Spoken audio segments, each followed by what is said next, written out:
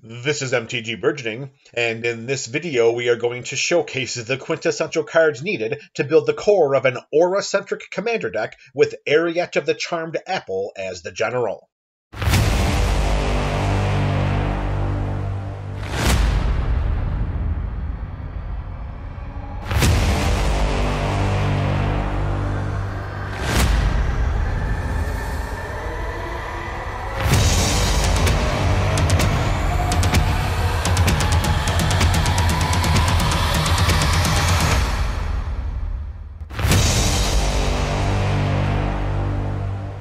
Eriette of the Charmed Apple made her debut in Wilds of Eldraine and is a 2/4 human warlock for 1 in Orzhov colors. That's 1 white mana and 1 black mana. Eriette has a static ability that makes each creature that's enchanted by an aura we control unable to attack us or a planeswalker we control. Also, at the beginning of our end step, each opponent loses X life and we gain X life, where X is equal to the total number of auras we control. Note that auras we enchant onto our opponent's creatures are auras that we control. Auras do not have to be enchanting only our creatures in order to trigger Eriette's life drain ability. If we put an aura card or aura token onto the battlefield, then we control it. To appease Eriette, we are going to inundate the core of this build with numerous auras, some of which are meant for our creatures, some of which are meant for our opponent's creatures, and some of which are meant for any creature on the battlefield. But only for our benefit, of course. With Eriette's aura-themed abilities paired with a host of peripheral aura synergies, we will drain our opponent's life totals and control the battlefield on the path to imminent victory. Let's begin the core of this EDH build with a slew of auras meant to enchant our opponent's creatures. Our goal here is to keep our opponent's creatures from harming us, in addition to utilizing their presence on the battlefield for the purposes of optimizing Eriette's life drain ability. Reprobation and Darksteel Mutation accomplish this goal wonderfully. Reprobation has enchanted creature lose all of its abilities and turns it into a 0/1 coward creature, while Darksteel Mutation turns enchanted creature into a 0/1 insect artifact creature token that has indestructible. It also loses all other abilities, card types, and creature types. These auras are perfect to slap on to our opponent's commanders or any other problematic creatures on our opponent's sides of the battlefield. Continuing our control fest is Arrest, which makes enchanted creature unable to attack or block, and its activated abilities cannot be activated. Planar Disruption does the same, except it has the option of enchanting an artifact or planeswalker instead. Prison Term mimics Arrest, but has the added bonus of whenever another creature enters the battlefield under an opponent's control, we may attach Prison Term to that creature. Note that we can enchant one of our creatures with Prison Term and just sit back and wait for an opponent to put a creature into play. For turning our opponent's creatures against each other, we have a few impetuses in the core of this build.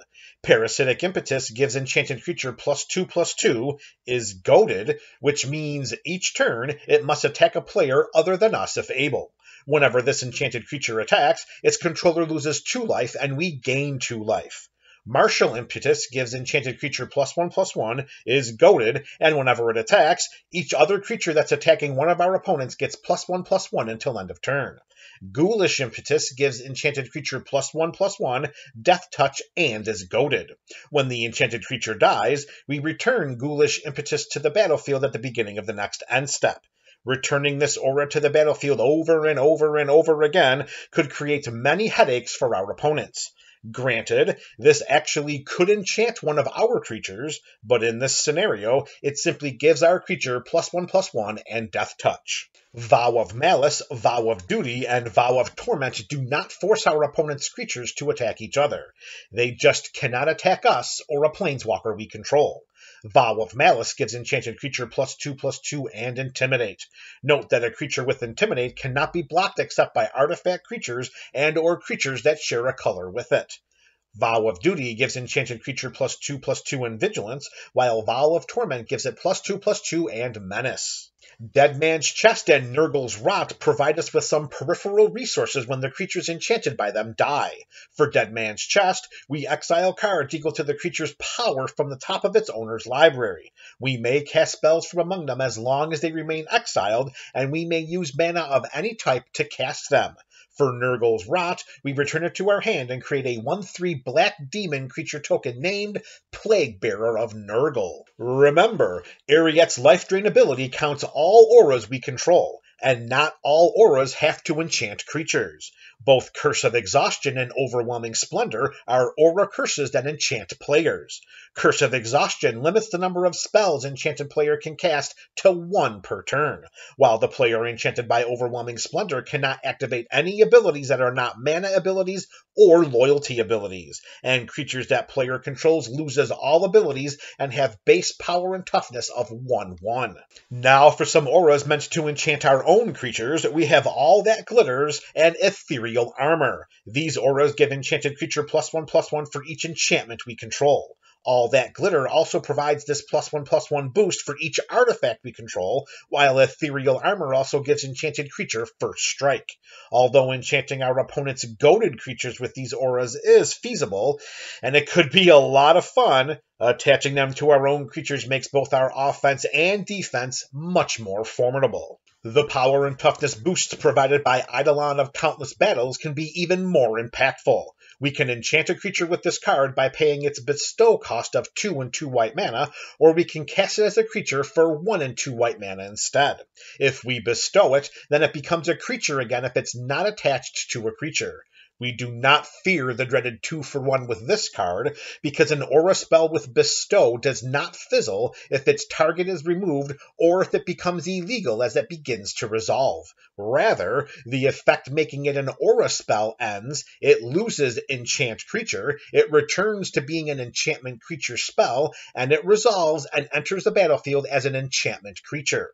Eidolon of Countless Battles and the creature it enchants gets +1/+1 for each creature we control, and +1/+1 for each aura we control as well. It serves us best to attempt to bestow this card onto a creature we control. Sage's Reverie gives enchanted creature +1/+1 for each aura we control that's attached to a creature. As a powerful card advantage effect, when it enters the battlefield, we draw a card for each aura that's attached to a creature. Note that these effects are not limited to auras attached to target creature or to enchanted creature. Any auras we control that are attached to any creatures on the battlefield are counted by Sage's Reverie. Mantle of the Ancients buffs enchanted creature in a different way. When it enters the battlefield, we return any number of target aura and/or equipment cards from our graveyard to the battlefield attached to enchanted creature. We must enchant a creature we control with Mantle of the Ancients. Enchanted creature gets +1/+1 for each aura and equipment attached to it. With Mantle of the Ancients, we have selective aura and equipment recursion, as well as a potentially formidable boost to the power and toughness of the creature enchanted by it, making it a major threat in combat. Speaking of combat, whenever the creature enchanted by Songbird's Blessing attacks, we reveal cards from the top of our library until we reveal an aura card. We may put that card on to the battlefield. If we don't, then we put it into our hand and then put the rest of the cards on the bottom of our library in a random order. Songbird's Blessing allows us to put auras from our library into play without casting them, which allows us to grip tighter control of the battlefield without utilizing any of our resources to do so. For some keyword enablement, we have Pheresis, Angelic Gift, and Griff's Boon. Pheresis gives enchanted creature Infect, which means it deals combat damage to players in the form of poison counters, and combat damage to creatures in the form of -1/-1 counters. A player with at least 10 poison counters loses the game. Angelic Gift gives enchanted creature Flying, and when it enters the battlefield, we draw a card. Griff's Boon gives enchanted creature +1/+0 and Flying. We can also pay 3 and a white mana and return Griff's Boon from our graveyard to the battlefield attached to target creature. We can only activate this ability as a sorcery. These auras provide an additional win condition and more evasion. Speaking of evasion, we have copies of Spirit Mantle and Unquestioned Authority. These auras give enchanted creature protection from creatures, which makes attacking an opponent for unblocked combat damage easier than Sunday morning. Note that Spirit Mantle also gives enchanted creature +1/+1, while Unquestioned Authority draws us a card when it comes into play. Speaking of protecting our creatures, we have Shielded by Faith, Timely Ward, and Gift of Immortality. Both Shielded by Faith and Timely Ward give enchanted creature indestructible. Note that whenever a creature enters the battlefield, we may attach Shielded by Faith to that creature. Also, we may cast Timely Ward as though it had flash if it targets a commander. Gift of Immortality does not provide indestructibility, but when enchanted creature dies, we return that card to the battlefield under its owner's control. We return Gift of Immortality to the battlefield attached to that creature at the beginning of the next end step. This Gift of Immortality and return creature to play dynamic can cause a lot of headaches for our opponents. Again, remember, Eriette's life ability counts all auras we control, and not all auras have to enchant creatures. Underworld Connections enchants a land, giving us the ability to tap it, pay 1 life, and draw a card. Now let's close out the aura section of the core of this build with some enchantments that are suitable for any side of the battlefield, depending on the game and the state of the board, of course. Both Spirit Link and Vampiric Link have, whenever enchanted creature deals damage, we gain that much life. Note that we gain this life whenever any damage is dealt by the enchanted creature, and not just combat damage. Also note that this is not lifelink. The abilities of these auras are triggered abilities and they go on to the stack. If enchanted creature deals damage at the same time we are dealt enough damage to reduce our life total to 0 or less, we lose the game before we gain any life. Minions Return and Kaya's Ghost Form return enchanted creature to the battlefield under our control when it dies. Note that Minions Return has flash, while Kaya's Ghost Form can also enchant a Planeswalker and return it to play on our side of the battlefield when it dies. Since this build is aura-focused, let's be sure to include various aura synergies for the purposes of strengthening and optimizing our theme. Starfield Mystic reduces the cost of our enchantment spells by 1 generic mana, while Transcendent Envoy, Hero of Iroas, and Danathan Capuchin Paragon reduce our aura spells by 1 generic mana. Note that Danatha reduces the cost of equipment spells as well. Also note that Starfield Mystic gets a +1/+1 counter whenever an enchantment we control is put into the graveyard from the battlefield. Killian Ink Duelist reduces the cost of spells we cast that target a creature by 2 generic mana. So, as long as we are casting aura spells that enchant creatures, Killian's cost reduction will be most beneficial. Once during each of our turns, Demon of Fate's Design lets us cast an enchantment spell by paying life equal to its mana value, rather than paying its mana cost. We can also pay 2 and a black mana and sacrifice another enchantment to give Demon of Fate's Design +X/+0 until end of turn, where X is the sacrificed enchantment's mana value. Note that we do not have to tap the demon in order to activate this ability, which means that we can activate it multiple times in a turn.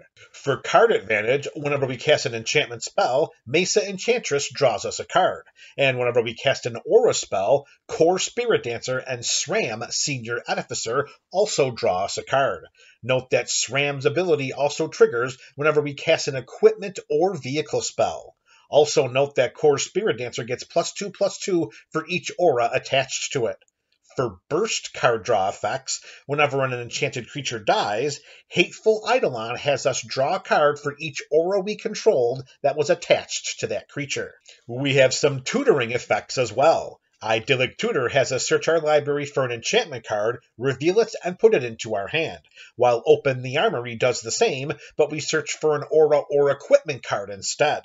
3 Dreams ups the ante by having us search for 3 aura cards with different names. For Graveyard Recursion, Brilliant Restoration returns all artifact and enchantment cards from our graveyard to the battlefield, while Open the Vaults follows suit but extends its effect to each player at the table. Retether returns every enchant creature aura card from our graveyard to the battlefield. Both Replenish and Resurgent Belief return every enchantment card from our graveyard to the battlefield. Note that Resurgent Belief has Suspend too. We pay 1 and 1 white mana and exile it with 2 time counters on it.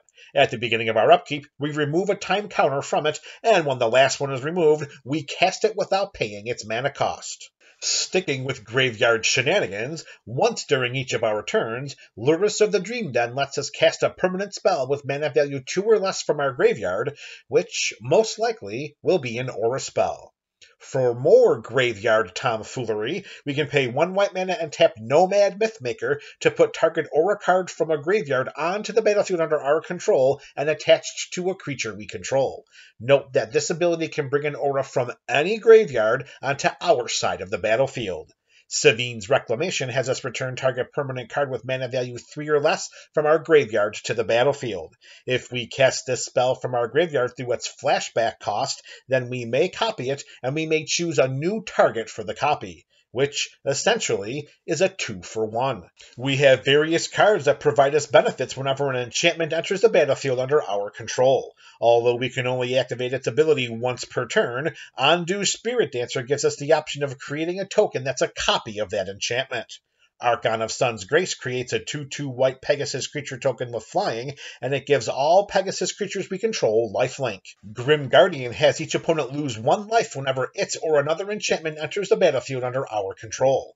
Whenever an aura enters the battlefield under our control, if we cast it, then Lightpaw's Emperor's Voice allows us the option of searching our library for an aura card with mana value less than or equal to that aura, and with a different name than each aura we control, and we put that card onto the battlefield and attached to Lightpaw's. We also have various cards that provide us benefits whenever an enchantment we control is put into the graveyard from the battlefield.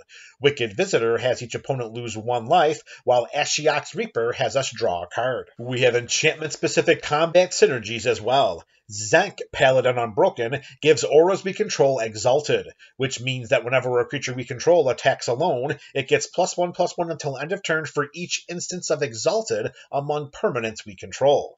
Zank's Exalted enablement makes him a win condition in this type of build. At the beginning of combat on our turn, Arden, Intrepid Archaeologist, gives us the option of attaching any number of auras and/or equipment to target permanent or player, which, here, is another potential win condition. For the purposes of protection, we have Ghostly Prison and Sphere of Safety. For Ghostly Prison, creatures cannot attack us unless their controller pays 2 generic mana for each creature they control that's attacking us, while Sphere of Safety's protection tax is X, where X is equal to the number of enchantments we control.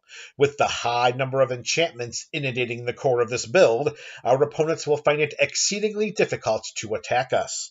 Note that Sphere of Safety's protection tax must also be paid for any creatures attacking any planeswalkers we control. No aura-centric deck is complete without a copy of Sigarda's Aid, which allows us to cast aura and equipment spells as though they had flash, and whenever an equipment enters the battlefield under our control, we may attach it to target creature we control. We can also extend our enchantment-themed build to our land base, a feature we generally do not include in building around videos like this one. However, we would be remiss if we failed to mention Hall of Heliod's Generosity and Sarah's Sanctum. We can pay 1 and 1 white mana and tap the Hall to put target enchantment card from our graveyard on top of our library. And we can tap Sarah's Sanctum to add 1 white mana to our mana pool for each enchantment we control.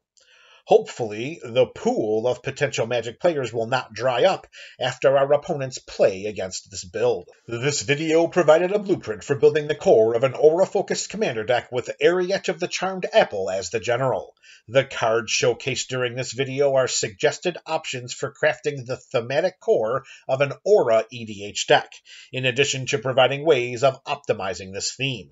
Removal spells, disruption, ramp, and the land base can vary from build to build, and also are dependent on metagame preferences and availability. In building around videos like this one, these deck components are left in the hands of each individual deck brewer. If you found this video appealing, then be sure to check out our other building around videos through the playlist on your screen.